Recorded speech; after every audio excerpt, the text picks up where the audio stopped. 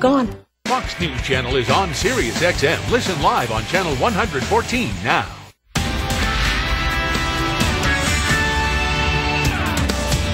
President Obama says he's prepared to act on his own on immigration. You know, some Republican lawmakers, though, are hinting back they will fight back by blocking the upcoming spending bill.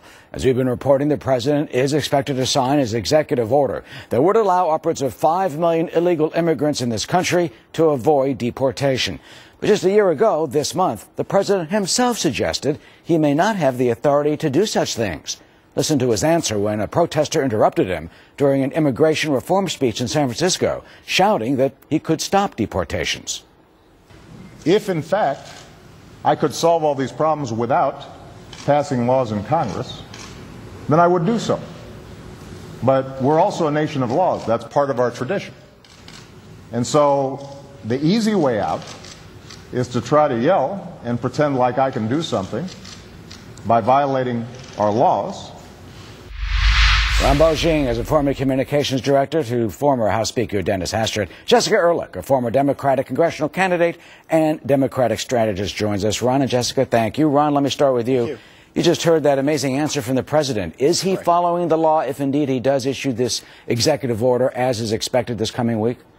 Well, no, absolutely not. What he is doing is playing partisan political games, and what he's trying to do is lure Republicans into a shutdown situation where Republicans start trying to pass short-term spending bills that get into this high-stakes level showdown where, you know, does the president sign it or not? And what I think Republicans should be doing is, you know, moving forward with a united agenda early next year and trying to pass bills to get to the president's desk that solve problems for the American people. What I think they should do is absolutely add this to the lawsuit that Speaker Boehner has against the president on executive orders, because it's clear he is superseding the authority given to him. Jessica, do you think it's against the constitutional authority that he is violating the U.S. Constitution if indeed he does issue that executive order this week?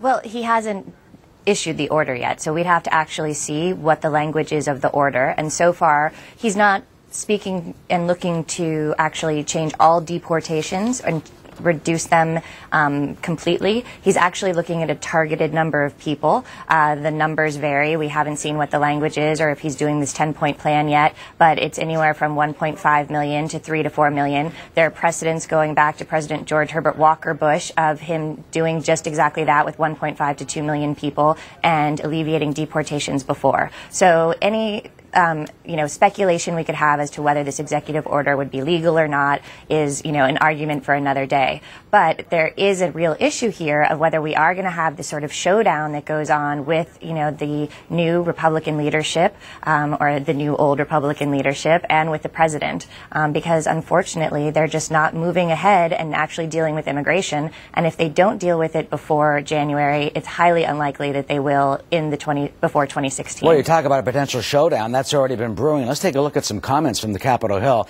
Let me first start with Jessica and Ron with Maine Senator Angus King. He's an independent, pretty independent guy, but he canvasses with the Democrats. Look what he says.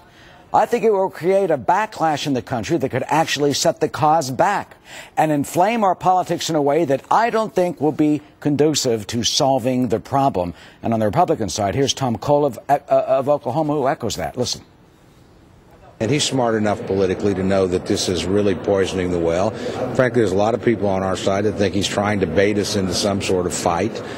Ron, is he poisoning the well? I mean, look, Harry Reid reportedly is telling him not to do it.